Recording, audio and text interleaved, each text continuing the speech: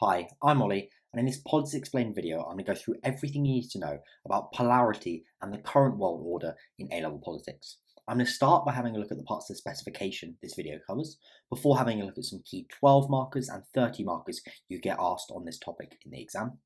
From there, I'm going to start by looking at polarity and its implications, looking at unipolarity, bipolarity, multipolarity, and crucially some transitions between different states of polarity, including some key kind of theories like the Thucydides Trap in relation to that.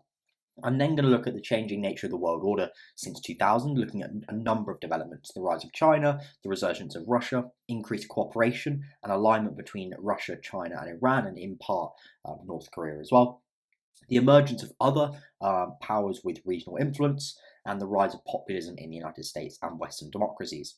From there, I'm going to look at the impact of the current balance of power on contemporary global issues, conflict, human rights, poverty, and the environment, before finishing off by looking at the key debate that you could get asked on in your exam about the nature of the current world order. Is it still unipolar? Is it bipolar? Or is it multipolar? Looking at some key arguments for all of those.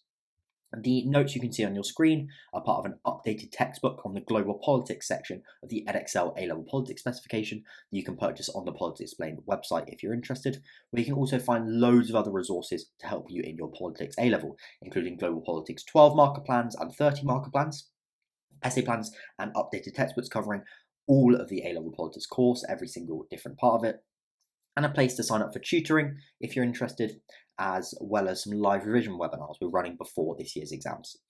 Yeah, without further ado, let's get into it. So starting by having a look at the parts of specification this video covers. This is the third of 5 videos on the channel on the 4th subtopic of global politics, and that's power and developments. Make sure to look at the first 2 videos, especially the second one on state power classifications, as some of those arguments are going to be really useful in that context, and the kind of context is going to be really useful to understanding some of these key debates, and in relation to polarity and the changing nature of the world order. This one's going to have a look at polarity, the implications of unipolarity, bipolarity, and multipolarity, and looking at which one the current world order is and the changing nature of the world order since 2000, and crucially bring in 4.6 as well, because I think this is the most relevant video to bring it into.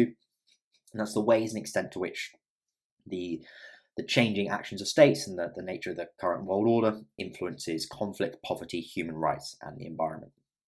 In terms of some potential 12 markers and 30 markers you could get asked on this in the exam, as I've said in previous videos, all of the questions in bold, both the 12 markers and 30 markers, you can purchase on the Politics Explained website. There's detailed plans for all of them, and if you know those questions well, not only because they're possible, quite likely questions that could come up in the exam, but also about being able to adapt them to other questions, because the content, if you know the content in all of them really well, you should be able to adapt it and answer almost any question that could come up in the exam. You'll be really well prepared.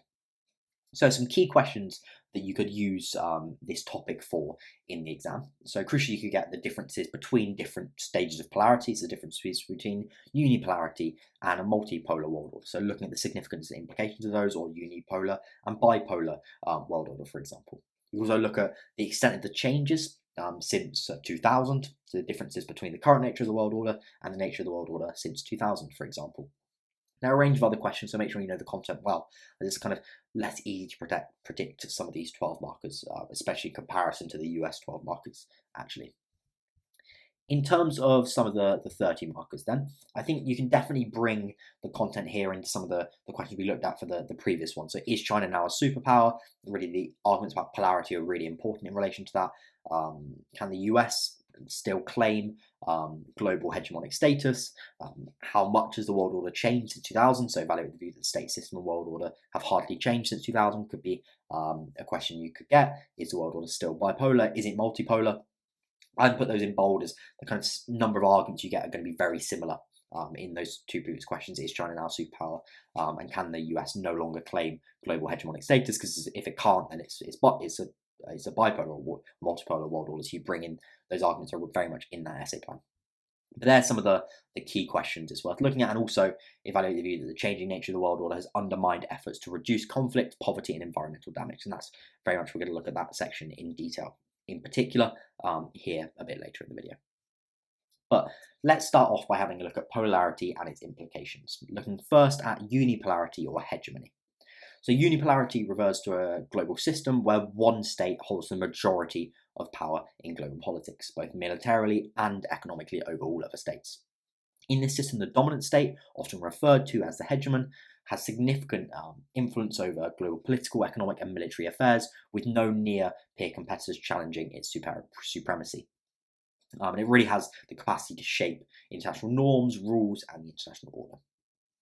What then are the implications of unipolarity? Are they stability or instability? Some argue for hegemonic stability theory, which is a key theory. It's kind of suggested by key political scientists such as Charles Kindleberger and Robert Gilpin, and they argue that unipolarity leads to a stable international order. As there's a dominant power with significant military and economic resources that can enforce norms and really threaten any other states that go against it, that arguably deters any potential challenges to its power and leads to significant stability as kind of other states avoid destructive behaviours, and this leads to fewer conflicts. For example, after the end of the Cold War, the United States emerged as a sole superpower, promoted free markets, and also used its power to maintain peace and stability across the world, including through humanitarian interventions that we looked at in a previous video. On the other hand, some disagree and argue that unipolarity can generate instability, particularly due to the hegemon's tendency to overreach and act unilaterally. So realist scholars such as John Mearsheimer contend that other states, fearful of the hegemon's overwhelming power, may seek to balance against it by balancing and forming alliances with other states. That can potentially lead to conflict.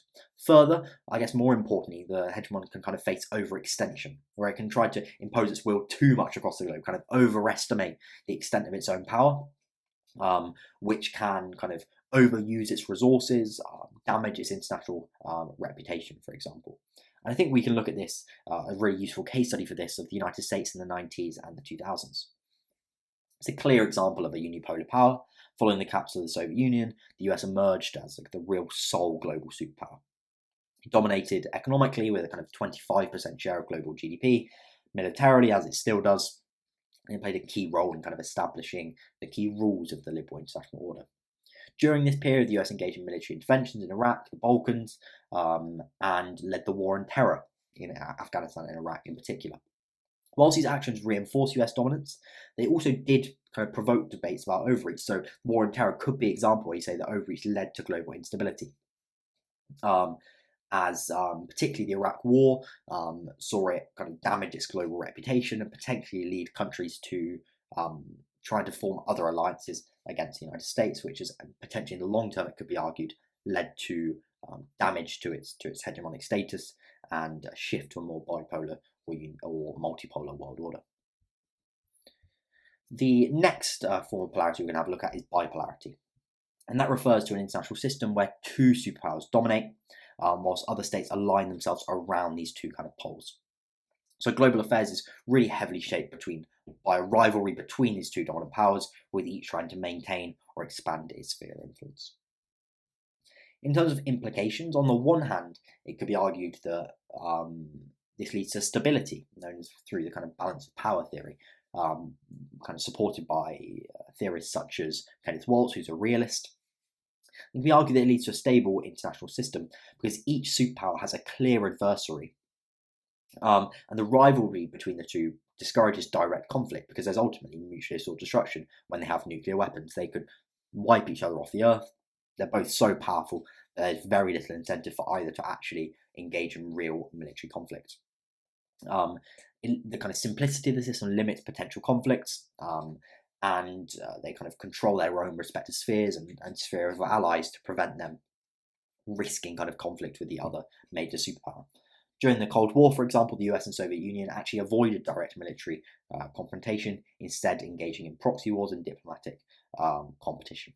On the other hand, we can argue, particularly in relation to the Cold War, actually, even though there wasn't direct confrontation, it could be argued that actually does lead to instability through these proxy wars. And proxy wars are where, in a kind of conflict, a more regional conflict between a couple of states that don't involve the two main superpowers, they each pick a side to try and get their desired aims. And because they often do so across the world, it leads to a number of regional conflicts. that leads to greater instability and harms peace across the world. This was really evident in the Cold War, the US and Soviet Union intervening in wars such as in Vietnam, Korea, Afghanistan, and Latin America, fueling local instability and violence. The Cold War is the clear case study, many of you may have studied it at GCSE, of bipolarity, where the global order became dominated by the United States and the Soviet Union, each having their spheres of influence. For example, NATO in particular was really important in Europe for the Western Bloc, for the United States, whilst the Warsaw Pact and Eastern Europe was really important for the Soviet Union. It really shaped, determined global affairs for over 4 decades. They avoided direct military confrontation, but had a number of proxy wars, as I said. The nuclear arms race, kind of escalating tensions and competition in that, and also in space, was really a key feature of the Cold War. But despite the constant tension, many scholars actually argue that it helped maintain global stability by creating a really predictable balance of power, as there was no real challenge for those two major powers. And each power is constrained by the presence of the other, and it links into that kind of balance of power theory that leads to stability. The final form of polarity then we're going to have a look at is multipolarity, which refers to an international system where 3 or more states hold significant power, with no single country or pair of countries dominating global affairs. And in a multipolar world, multiple great powers balance one another, and global stability is determined by the interactions and alliances and rivalries between them. There's a really strong argument that this leads to significant instability and risk of conflict on multipolar world order, much more than unipolarity or bipolarity. And many realist scholars argue that multipolar systems are much less stable because they introduce greater uncertainty. The existence of several competing powers increases the complexity of the international system, makes it much less predictable, and means there's a much less stable balance of power as there is under bipolarity. And states can kind of miscalculate threats, change their alliances, and that can lead to more frequent conflicts and potential for wide-scale war. Another perspective supports this and suggests that while multipolarity can provide short-term stability, it increases the risk of long-term conflicts due to alliance uncertainty. So alliances are a lot more fluid and less dependable, and states may engage in bandwagoning where they're aligned with a more powerful state, or balancing where they balance kind of against a rising power. These are really unpredictable, as alliances can change, and that can really be very volatile and lead to war. This was really evident in the lead up to World War I, by shifting alliances between the great powers of Germany, Austria-Hungary, Russia, France, and Britain. There are a number of great powers in the world, a number of great empires in particular, played a key role in the outbreak of World War I. Another really key case study is the outbreak of World War II. So the period between the 2 world wars, there was a real kind of fragmented balance of power where no single state emerged as a clear hegemon. The US hadn't yet. The Treaty of Versailles weakened Germany, while Britain and France struggled to maintain their colonial empires. You had the United States rising in power, new powers like Japan and Italy that sought to assert themselves, the Soviet Union as well, and to rise as a revolutionary power. So many different great powers that created such uncertainty, shifting alliances, and the international order wasn't able to maintain it, and it led ultimately led to World War II. And it created a context where Germany could rise as a power and try and become the global hegemon, because there wasn't a kind of hegemon to challenge it. And that ultimately led to World War II, and highlights the kind of the damages because of the fluidity and changing alliances and the risks, the dangers of a multipolar world order. So yeah, that was unipolarity, bipolarity, and multipolarity, and the kind of arguments about the kind of extent to which there's stability and conflict in each. I think it's pretty clear that multipolarity is the most unstable world order and the risk the most conflict, whilst bipolarity and unipolarity kind of have arguments. You could argue between them which leads to greater stability. A really important thing that the example asks us to look at are transitions between different states of polarity, which I think are really important to understanding conflict. So transitions are periods where the world order is moving from bipolarity to multipolarity, or unipolarity to either bipolarity or multipolarity. And they're really periods that can lead to significant conflict. And various kind of theories have been developed to explain how these transitions impact the international system and how states act and whether they seek to maximize power. A really kind of central one of these that you may have heard of is the Thucydides Trap. It's popularized by scientist Graham Allison, and it's rooted in a historical analysis of the Peloponnesian War by ancient historian Thucydides. And it posits that when a rising power threatens to displace an imagined established hegemon, so that's the kind of shift from unipolarity and hegemony to bipolarity, the likelihood of conflict increases dramatically due to fear and miscalculation between the rising power and the established hegemon. So he observed the war between Athens, which is the rising power, and Sparta, the established kind of unipolar hegemon, and it was caused by the growth of Athenian power and the fear that this caused in Sparta.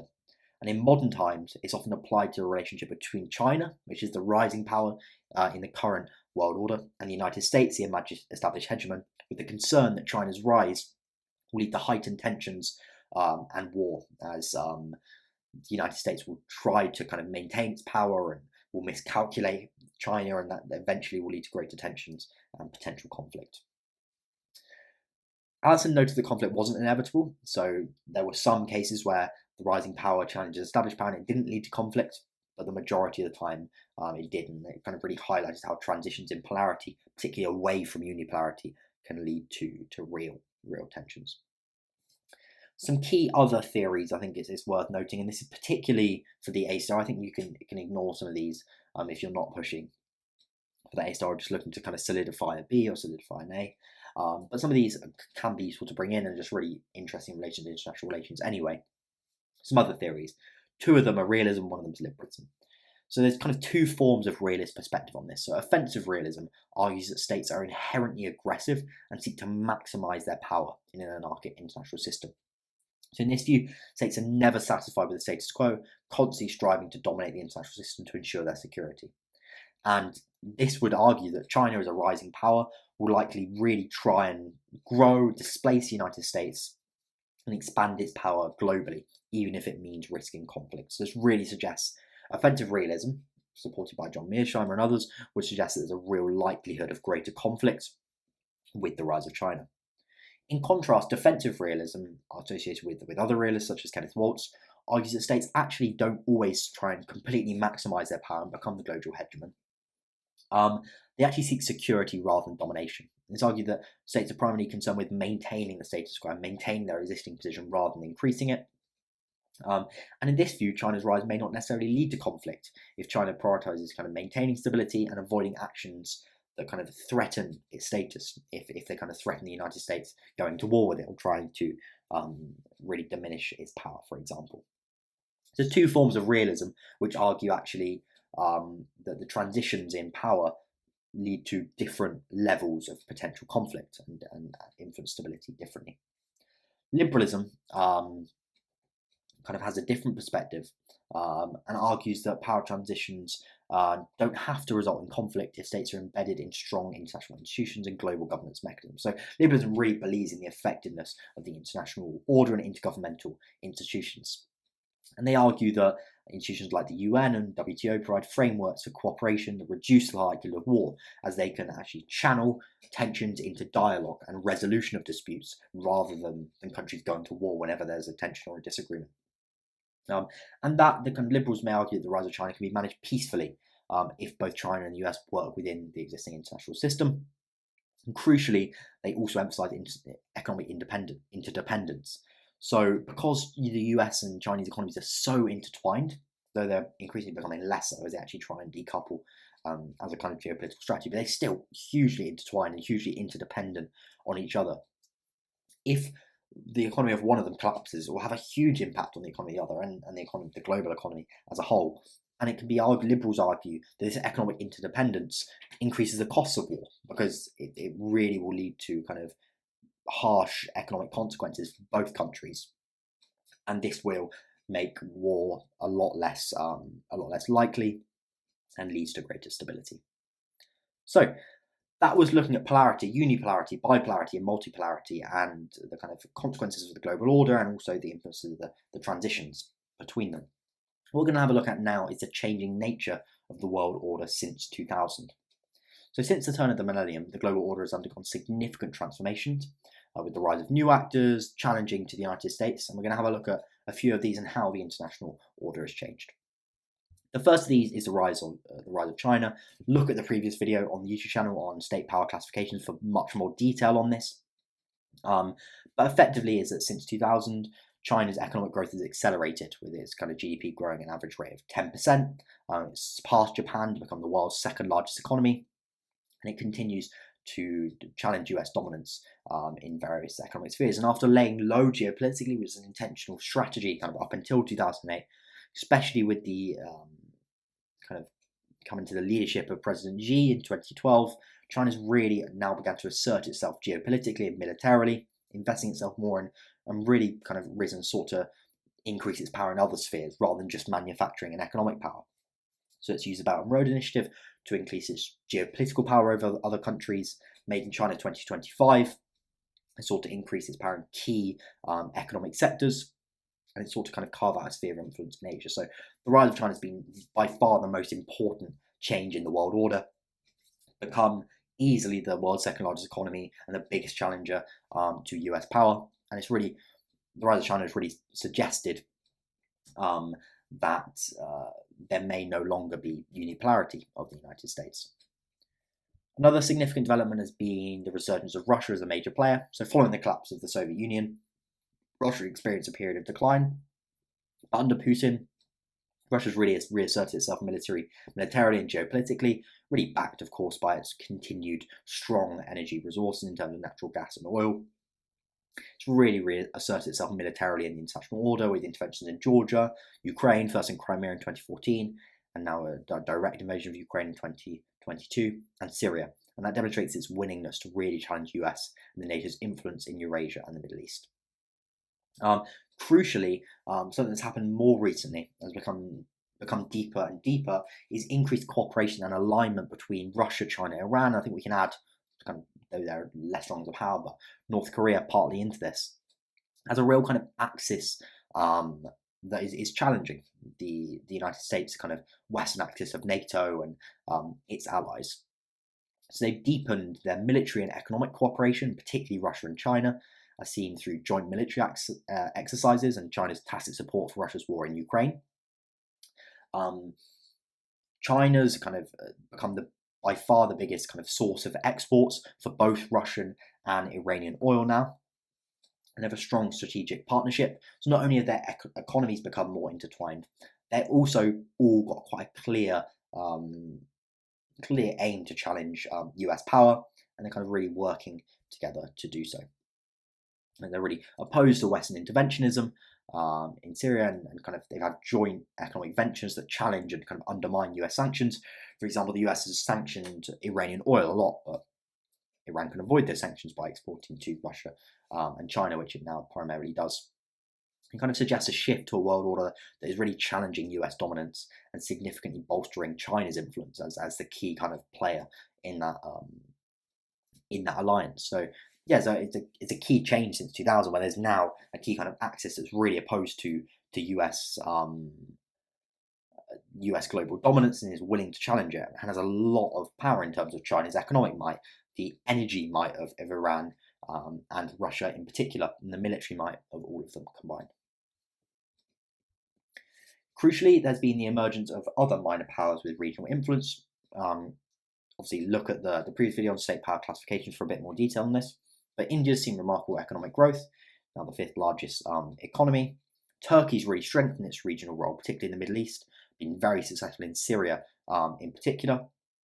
Under President Erdogan, it's become kind of a lot more assertive and really challenged NATO a bit as its membership in NATO in the West, and expanded its geopolitical significance. Brazil remains a key player in South America as part of the BRICS group, and sought to expand its global influence. Saudi Arabia, due to its vast kind of oil reserves, but also really seeking to now project its power through Vision 2030, diversify its economy in terms of into sport, into entertainment, tourism as well. And Iran has certainly risen since 2000, actually taken a big hit over the past year with Bashar al-Assad being removed as leader, the kind of ending the civil war in Syria. Hezbollah, Israel has been very successful in kind of really decapitating kind of Hezbollah as an organization. Hamas has also been weakened, so taken a bit of hit in the past year. That's not really something you necessarily need to use for A level, but it has risen and challenged the US-led order since 2000 in particular. And the final key development, I think, is the rise of populism in the United States and Western democracies. And this has really challenged the liberal international order established after World War II, which we're going to have a look at in more detail in the next couple of videos. So the rise of populism has led to increasing skepticism about globalization, free trade, and multilateralism. This has really weakened the cohesion of the West, as popular leaders are prioritising their own countries and national sovereignty over cooperation with other Western countries and multilateralism within international institutions. By far the most important election in this is Donald Trump's first election in 2016, his second election since. It has really led to isolationist foreign policy that really sought to really prioritise the US's interests over global cooperation and kind of cooperating with the European Union. You saw big challenges to international agreements, for example, taking a more confrontational stance on China and with the European Union as well. And you see that really reshaping the global order. And I think over the next 4 years, with Trump coming into power, he's going to completely reshape the global order. He's going to be fundamental, by far the most important factor in kind of understanding and shaping the world order in the coming decade. In Europe, populist movements in countries like Hungary, Poland, and Italy have similarly challenged the European Union and really challenged the liberal international order as a whole. So we've had a look at polarity and the kind of changing nature of the world order since 2000. What we're going to have a look before kind of a final debate on the current state of the world order is the impact of the current balance of power on contemporary global issues, which is another kind of part of the specification. Firstly, having a look at conflict. And the first key point on conflict is that increased multipolar competition and regional conflicts have come about since 2000. So the shift to a much more multipolar world order has led to greater competition among major powers, increasing the likelihood of regional conflicts. So while the US dominated militarily during its unipolar moment and made this kind of states more wary of starting conflict, today countries such as Russia in particular have become more assertive in their regions, and there's been greater conflict in Georgia, in Ukraine in particular. Similarly, you can see China's expansion in the South China Sea, which has heightened tensions with neighbouring countries that they may not have done or been able to do under US unipolarity. It results also in proxy conflicts, such as in Syria, where powers like the US, Russia, and Iran have been involved in taking different sides. Also Turkey, I think you can add into that. There's also been a decline in conflict mediation. So the US, when it was kind of hegemonic as a unipolar power, played a leading role in mediating conflicts and enforcing peace agreements, as was seen in the Balkans in the 1990s. And it obviously had a deep respect for, or kind of, well, at least said it had respect and projected the idea of working together, of democracy, of those transitions, and sought to promote those kind of US values of democracy, free markets, human rights across the globe. Now, not only has the US stepped back from that kind of under Trump with the kind of isolationism, where it doesn't want to take such a strong global role as a kind of global police force, and because it's become less hegemonic, it's also been less able to do so. For example, diplomatic efforts to end the Syrian civil war and the Israeli-Hamas war have really faltered. Crucially, there's also been declining US unilateral intervention since 2000. Obviously, that grew kind of with the war on terror, but since the war on terror, US has become a lot more cautious about acting unilaterally as it did. Well, no, it wasn't completely unilateral, it was with the United Kingdom, but of course without support of a lot of other great powers, as it did in the Iraq War. So the rise of Russia and China means that US interventions are more likely to face resistance or counterbalancing actions. And this is, of course, combined with the election of Trump and the really scaling back, even before Trump with Obama, the desire from the US public to scale back the extent to which they're intervening in global conflicts and projecting their power, particularly military power and US troops abroad, as they want to just focus on themselves, transition more money to, for example, the border is the argument that a lot of Republicans use. The next factor then is human rights. And I think it can be argued that the changing nature of the world order since 2000 has really weakened the protection of human rights. So in the post-Cold War period, the US really kind of led the liberal international order and sought to project human rights globally, including through humanitarian interventions. But the declining reputation of the US since its human rights abuses during the War on Terror, as well as the rise of China and Russia, which really oppose any kind of infringements on sovereignty, even if it's to protect human rights, have resulted in a massive decline in this, as we went through in more detail in the humanitarian interventions video. This has really weakened international mechanisms that protect human rights and the willingness of the international community to invade militarily to do so. On poverty, I think we can see it in a number of different ways. There's a number of diverging economic models now. So with the rise of China through real state-led economic growth, that's given kind of state-managed capitalism has lifted hundreds of millions of people out of poverty, and given smaller countries and poorer countries a bit of a blueprint for a different way to rise economically. Whereas previously, under US hegemony, there was a lot of pressure on countries to open up their markets, embrace free market capitalism, which was ultimately very unsuccessful, particularly, and that was driven by the IMF and the World Bank. But now, because of the poverty reduction of China and India, including by that kind of, especially in China, that state-led managed capitalist, there's kind of diverging economic models that different countries are kind of willing to take, and are not completely pressured into free market capitalism because of the previous dominance of the United States. There's also been, however, weakening multilateral cooperation on poverty alleviation.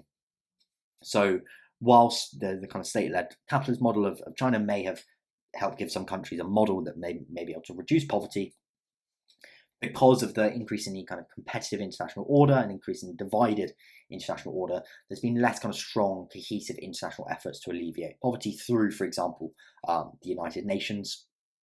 Whilst global trade disputes such as the US-China trade war have disrupted global supply chains and never negatively impacted the global economy, and can therefore be seen as having a negative impact on poverty. Crucially, on the environment, the shift to a more multipolar and competitive international order with less US dominance has really stalled global cooperation on climate change. You saw that with Trump withdrawing from the Paris Agreement. Crucially, because there's more global competition between countries, one state is less likely to harm itself economically by having stronger climate change commitments and reducing its emissions, as they're really fearing that that's going to damage their global dominance in the case of the United States, or damage their ability to challenge economically in the case of China or some of the other great powers. So it's really stalled that ability to cooperate in particular. And obviously, of course, linked to that is just the domestic political view of Donald Trump, who really doesn't believe in climate change. There have been new opportunities for green technology leadership, though. So the rise of China economically and Made in China 2025 and its investment in key sectors such as renewable energy and electric vehicles has meant it's become a global leader in them. So that can be seen as actually, on the other hand, being quite positive for the environment and tackling climate change, as it's really the global leader. It's decreased prices of electric vehicles, it produces a lot of solar and wind globally, and it can be argued to be, in some senses, positive, even if there's less international cooperation on climate change. The final thing we're going to have a look at in this video then is the current nature of the world order and the debate on whether it's unipolar, bipolar, or multipolar. I'm going to look at some arguments for each of these.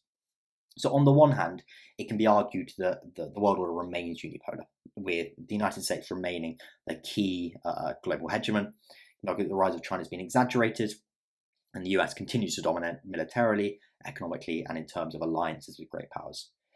Economically, it remains the world's largest economy in terms of GDP. It's the most technologically advanced nation, and its economic power has a number of key structural factors that it can be argued that China has no way to challenge. As we looked at in the previous video, the US is the world's reserve currency. 61 out of the top 100 global brands are American. The New York Stock Exchange and NASDAQ are the largest stock exchanges in the world, so financially it's really dominant.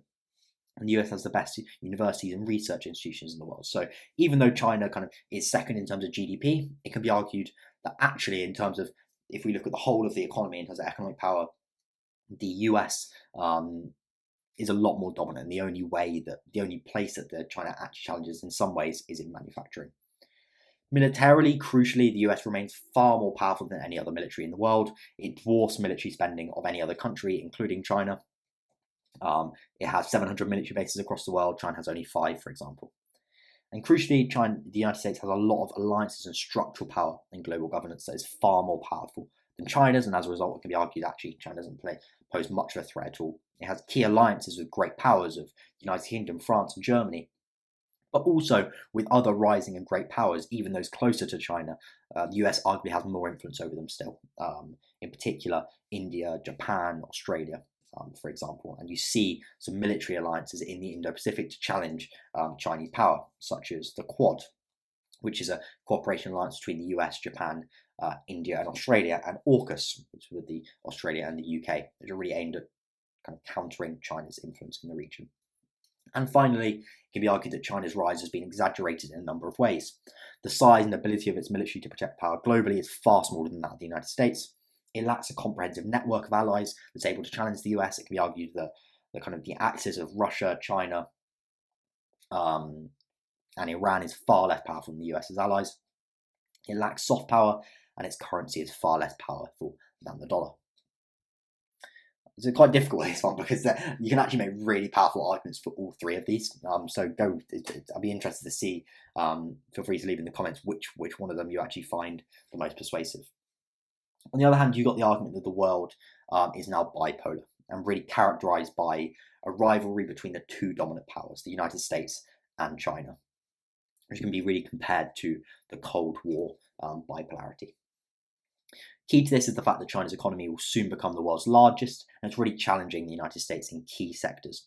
Its nominal GDP is set to surpass the United States' by 2035, and the 2 countries are really strongly competing, and there's quite close competition in key areas for geopolitical competition and key economic areas that are emerging, like 5G, artificial intelligence, and electric vehicles. Whilst China also has a really key structural power in manufacturing. It's the largest producer of goods globally, which give it a lot of power and ability to challenge the United States. Secondly, China's become more militarily strong and geopolitically assertive, with the clear goal of really challenging the United States and becoming the global superpower.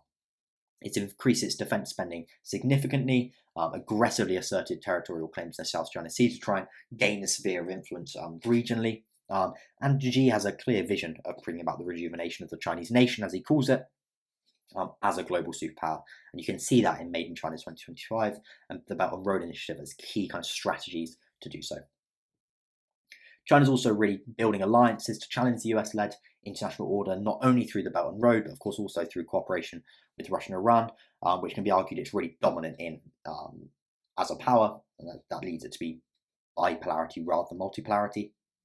Whilst the United States is fundamentally treating China as the major threat and its main strategic competitor, it shows its growing power and the fact that the US is increasingly seeing the world as bipolar. The US Department of Defense identifies China as the most significant long-term threat to US global dominance, and the US has initiated a trade war with China and imposed tariffs and sanctions on Chinese technology firms. And that kind of quite strong, assertive approach to China, including through trade and economically, is something that's now shared by the Republicans and the Democrats after it was kind of first introduced and started by Trump. Finally, then, we have an argument that the world order is actually multipolar. And those who kind of support this argument believe it's really powers distributed among multiple states and regions, rather than being dominated by 1 or 2 superpowers. So it highlights the increasing influence not only of China, but also of Russia, India, Turkey, and other emerging powers that are challenging the dominance of the United States. So they argue that there are multiple great powers, including China, India, Russia, Brazil, Saudi Arabia, and Turkey, which are really asserting themselves within their regions. India is asserting itself in South Asia and the Indo-Pacific. It's now the world's 5th largest economy, and that's only going to grow. Russia continues to exert itself in Eurasia and the Middle East, has seen interventions in Ukraine and Syria, and is growing ties with China and Iran. And Brazil and Saudi Arabia have become key players in the BRICS and OPEC groups, respectively, and wield significant influence in energy markets. And you can argue that now power is far more distributed across a number of different countries, far less concentrated in the United States, and it's not able to dominate anymore, but also China isn't able to dominate, and it's therefore more multipolar than bipolar. Crucial to this as well is the fact that the United States is no longer willing or able to dominate in every region of the world at the same time. The US remains a superpower, there's no doubt about that. But the growing number of countries across the world and the growing power of a certain number of countries mean that they're increasingly stretched, and it can be argued that they're no longer able to dominate in Europe, Asia, and Middle East at the same time. And this is what a lot of US military strategists are constantly thinking about. Can they project power in a number of regions across the world at the same time in the same way they used to be able to? Developing countries no longer see the US-led international order as the only means of support, with Russia, China, and others building alliances and asserting themselves in Africa and South America in particular. And a significant portion of the US political class, led by Trump's kind of populism and isolationism, no longer wants to spend loads of vast sums of money on the military and projecting American power across every corner of the world at all times, which could potentially kind of challenge its global dominance from within. So it's the kind of the rise of other powers and multiple great powers across the world, but also the kind of the withdrawal of the US from global dominance that contribute to the argument that the world order is multipolar. Cool, so that went through a lot of content in that video.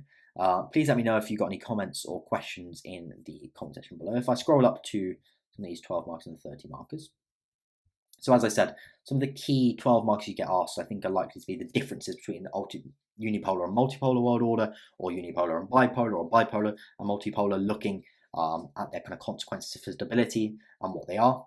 You could look at the differences between the nature of the current world order and the nature of the world order in 2000, potentially asking you to kind of highlight 3 key differences there as well. And in terms of some of the questions that you could bring this content in for, you could bring it into, is China now a superpower? A lot of the debates about whether there's unipolarity, bipolarity, multipolarity are really important there. You get questions on whether the world order is now bipolar, or whether it's now multipolar. You get questions on how much the world order has changed since 2000. So evaluate the view, it's hardly changed at all. Evaluate the view, it's fundamentally changed.